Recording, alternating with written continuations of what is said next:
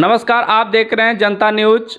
आज हम नवश्री नगर पंचायत राज्य सुल्तानपुर में आए हुए हैं और यहाँ निर्दलीय प्रत्याशी की भीड़ लगी हुई है। उसी कड़ी को आगे बढ़ाते हुए आनंद तिवारी जी हैं वो भी निर्दल से यहाँ से चुनाव लड़ रहे हैं राज्य सुल्तानपुर की धरती से। वो हम आज वह हमारे साथ है जो आपको हम उनका थोड़ा परिचय लेंगे और उनका चुनाव चिन्ह सैनिक भी है। देश की रक्षा के लिए जिस प्रकार से सैनिक लगाए गए हैं उसी प्रकार उनका चुनाव चिन्ह भी बहुत अच्छे सैनिक के रूप में वो उनका चेहरा भी नजर आता होगा कि देखिए हमारे सिर से कितना ऊपर है, वो सैनिक की भांति खड़े भी हुए हैं। चलिए उनका थोड़ा परिचय लेते हुए और वो जनसंपर्क किस प्रकार से बना रहे हैं और प्रचार प्रसार में किस प्रकार से लगे हुए हैं वो सैनिक की भांति। चलिए थोड़ा सर परिचय आपका। सर्वसम्मानित जनता को मैं हृदय से प्रणाम करता हूँ जी। मेरा नाम आनंद तिवारी है। जी। मैं एक प्रत्याशी लड़ा रहा हूँ, उनका नाम है मल्लू देवी जी। और परिवार उनका जो है वो फौज से रिटायर्ड है जी। और इसी बेस पे हमको मान लीजिए आपकी सिंबल भी मिला हमारा। जी।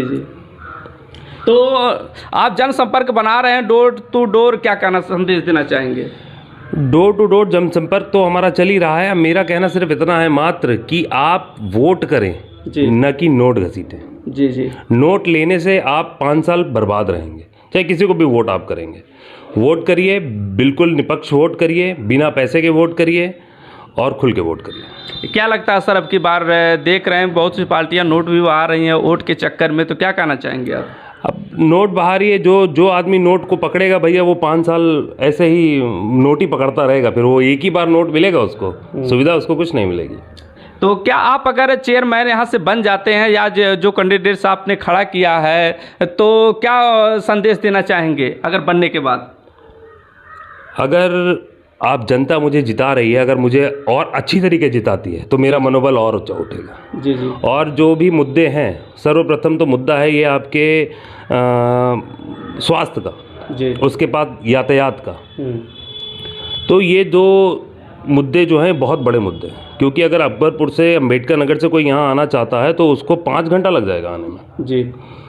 और स्वास्थ्य के लिए जब मान लीजिए अब यहाँ कोई डॉक्टर तो है नहीं, अभी आए दिन हॉस्पिटल सील हो रहे हैं। मेरी सीएमओ साहब से भी बात हुई थी तो उस पर भी कंप्लेन थी, इसीलिए वो तो झोला साहब जितने डॉक्टर उनका सील हो रहा सर। तो लीगल डॉक्टर कौन है यहाँ? लीगल तो बहुत ऐसे हॉस्पिटल हैं, जैसे कमालपुर में एक बना हुआ है और आपके आयुर्वेद है और जो है होम्योपैथ का भी हॉस्पिटल है। बिल्कुल है, लेकिन वहाँ जाता कौन है? आपके पास एक सामुदायिक केंद्र भी तो नहीं है। जी। तो जो हॉस्पिटल हमारे यहाँ बंद पड़ा है कई वर्षों से, उसको खुलवाने का काम सर्वप्रथम होगा। जी। चाहे मैं तो चाहे आप जनता मुझे जिताए चाहे ना जिताए, वो काम तो मुझे करना ही करना है। जैसे सर आप एकाएक राजनीति में आएंगे, इसके पहले भी आप राजनीति करते थे, कैसे क्या? परिवार मेरा पूरा परिवार राजनीतिज्ञ है। बाबा मेरे 36 वर्ष प्रधान रहे लगातार। जी। आज भी हमारी ग्राम सभा में प्रधानी हमारे पास थी। जी। और क्योंकि ब्लड में राजनीति है इसलिए राजनीति अंदर से उठती है। अच्छा, तो और सर आपका मुद्दा, चुनावी मुद्दा क्या है? जैसे आपने बताया कि स्वास्थ्य को लेकर के, परिवहन को लेकर के, इसके अतिरिक्त और भी सभी लोगों की आवश्यकताएं होती है, मूलभूत आवश्यकताएं हैं, तो क्या संदेश देना चाहेंगे? मूलभूत आवश्यकताएं जो सरकार की निधियां हैं जो भी आएंगी वो तो जनता तक पहुंचेगी। इसके अलावा हर वार्ड में आप ये मान के चलिए कि लाइट की व्यवस्था, नाली की व्यवस्था, रोड की व्यवस्था बहुत सी, जैसे एक हमारी प्रधानी में ही एक गांव नहीं आता था पोखरबिट्टा, उस गांव में आप आज भी घुसेंगे तो आपको एक भी रोड नहीं मिलेगी, ना इंटरलॉकिंग, ना आरसीसी, ना कुछ। जी। क्योंकि हमारी प्रधानी से हटा हुआ था वो किसी भी क्षेत्र में था, मैं नाम नहीं लूँगा कहीं का, लेकिन मेरी प्रधानी में नहीं था। मेरी प्रधानी में होता तो आज भी रोड वहाँ बनी होती। वहाँ रोड नहीं है, नाली नहीं है। दूसरी बात, स्ट्रीट लाइट कहीं नहीं है। जी। उसके बाद लोग थोड़ा सा जागरूक कम है। अगर मान लीजिए हम चुनाव जीतते हैं तो हम कोशिश करेंगे कि सबके सब जागरूक हों, बहुत अच्छी तरीके उनको सारी सुविधाओं का लाभ मिले और निरंतर हमारा जो ये नगर है ये आगे तरक्की पर बढ़े।